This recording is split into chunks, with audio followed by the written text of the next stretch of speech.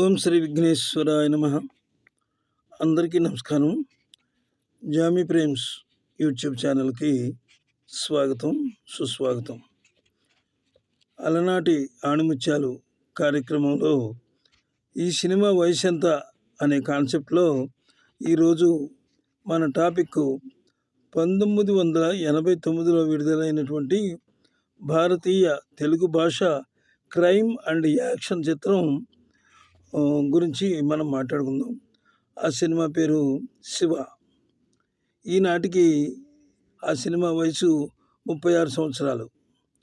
Shiva cinema చాలా అద్భుతమైనటువంటి cinema. అది యువ సామ్రాట్ అక్కినేని నాగార్జున నటించిన శివ రామ్ గోపాల్ వర్మ దర్శకత్వంలో తయారైనటువంటి ఈ సినిమా 22 కేంద్రాల్లో శతదినోత్సవం చేసుకుంది. అనేక నంది అవార్డులు, అనేక పురస్కారాలు చాలా అందుకుంది.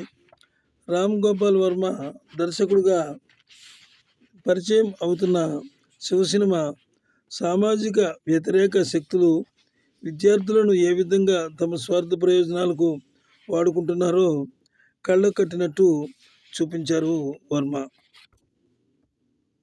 అయితే స్టూడెంట్స్ని రాజకీయ నాయకులు వాడుకుని వాళ్ళ యొక్క బలహీనతల్ని కనిపెట్టి వారిని పావులుగా చేసి వాళ్ళ ప్రయోజనాలు నెరవేర్చుకుంటున్నారు అనే విషయాన్ని వర్మ చాలా బాగా చెప్పారు.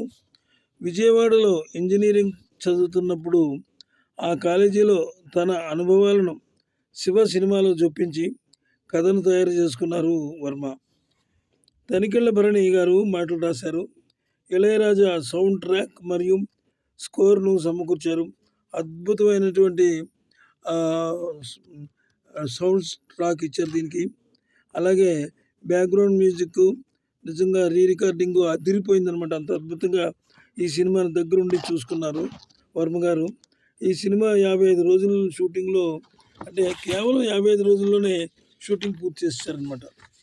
ఇక సినిమా విడుదలైన తర్వాత తెలుగు సినిమా చరిత్రలో అత్యధిక వసూళ్లు సాధించినటువంటి సినిమా ఈ సినిమాగా నిలిచింది శివ. 22 కేంద్రాల్లో 100 రోజులు, 5 కేంద్రాల్లో 175 రోజులు ఆడింది. ఉత్తమ చిత్రంగా ఫిల్మ్ఫేర్ అవార్డును, అలాగే 3 నంది అవార్డులను కూడా గెలుచుకుంది. రామ్ గోపాల్ వర్మ ఉత్తమ దర్శకుడిగా ఎన్నికయ్యారు. ఈ స్టూడెంట్స్ విషయానికి వస్తే ఆయన ఎంతో బాధపడి స్టూడెంట్స్ని చదువుకోనివ్వకుండా వాళ్ళు సంఘ వ్యతిరేక శక్తులు ఏ విధంగా బాధలు పెట్టి తమ అధీనంలోకి తీసుకున్నాయి అనే విషయాన్ని ఆయన చాలా అద్భుతంగా చిత్రీకరించారు.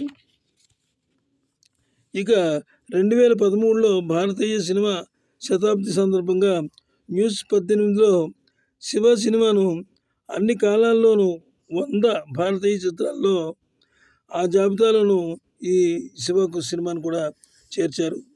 ఈ సినిమా బాక్స్ ఆఫీసును బేరమనిపించింది. అంటే బేరమందట బాక్స్ ఆఫీస్, అంత అద్భుతంగా కలెక్షన్స్ రాబట్టింది. ఇక శివ పూర్వపరాలకు, అంటే అంతకుముందు ఏం జరిగింది దాని గురించి వెళ్తే, అక్కినేని వెంకట్ ఈ సినిమాకు మంచి ప్రోత్సాహాన్ని ఇచ్చారట. ఈ సినిమాకు సంభాషణలు తనికెళ్ళ భరణి గారిని రాయమన్నారట. అంటే వర్మ గారు ముందు భరణి గారిని రాయమన్నారు. సరే, అప్పుడు ఆయన వద్ద అసిస్టెంట్గా ఉన్నటువంటి కృష్ణవంశీ గారు, అప్పుడు తనికెళ్ళ భరణి గారి దగ్గర కృష్ణవంశీ గారు అసిస్టెంట్గా పనిచేసేవారు. ఆయనతో కలిసి సినిమా, అంటే ఎప్పుడైతే సినిమా స్టూడెంట్స్ బ్యాక్డ్రాప్లో ఉందో దానికి తగినట్టుగా స్క్రిప్ట్ రాసి, చక్కగా మాటలు రాసి వర్మ గారికి ఈ స్క్రిప్ట్ అందించారట భరణి గారు. అయితే భరణి గారు ఇచ్చిన స్క్రిప్ట్ ఆయనకి నచ్చలేదు వర్మ గారికి. ఈ సినిమాలో పంచ్ డైలాగులు అవి ఇవి ఉండడానికి వీల్లేదు, సైలెంట్గా ఉండాలి, ఒక్క పంచ్ డైలాగ్ కూడా ఉండద్దు, సినిమా సైలెంట్గా ఉండాలంటే అప్పుడు భరణి గారు అడిగారట, అసలు ఈ సినిమా కథ ఉందా అని.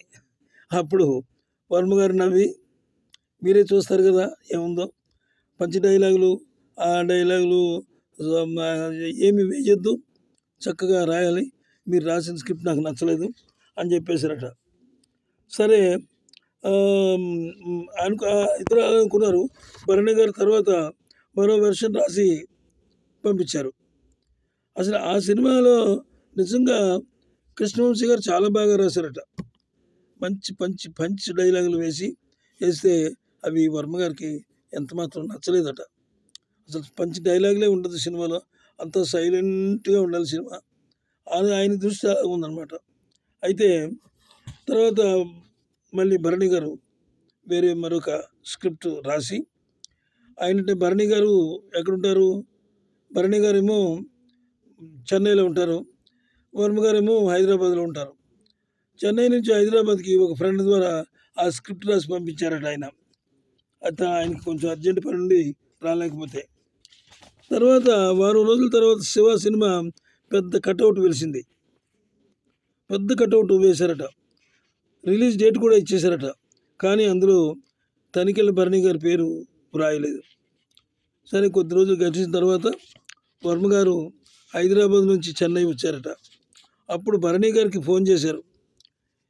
సరే మీ ఇంటికి వస్తున్నాను నేను ఉండమని అన్నారట వర్మ గారు.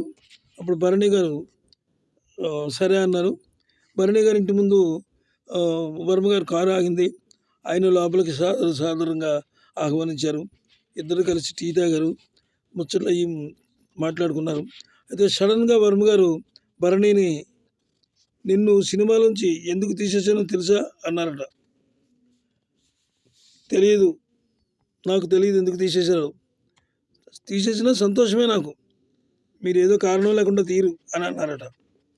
అప్పుడు ఎందుకు తీసేశానంటే ఒక అద్భుతమైనటువంటి సినిమా స్క్రిప్టు నా దగ్గరకు వచ్చి నువ్వు మాట్లాడకుండా ఎవరితోనో పంపించావు.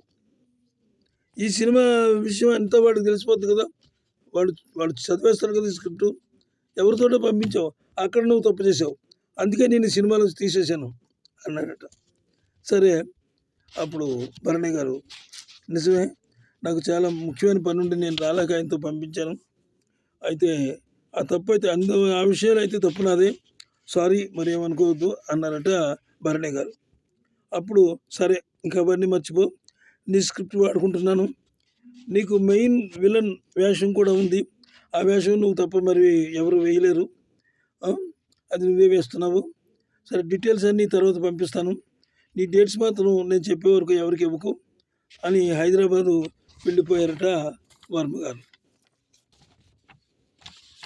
తర్వాత సినిమా రిలీజ్ అయింది. అఖండ విజయాన్ని సాధించిందనమాట సినిమా మామూలుగా లేదు. ఎక్కడ చూసినా అసలు సినిమా కిక్కిరిసిపోయినటువంటి జనంతో అందరూ శివ శివ శివ అంటే అసలు ఆ సినిమా ఎంత అద్భుతంగా ఉంది. అసలు రికార్డింగ్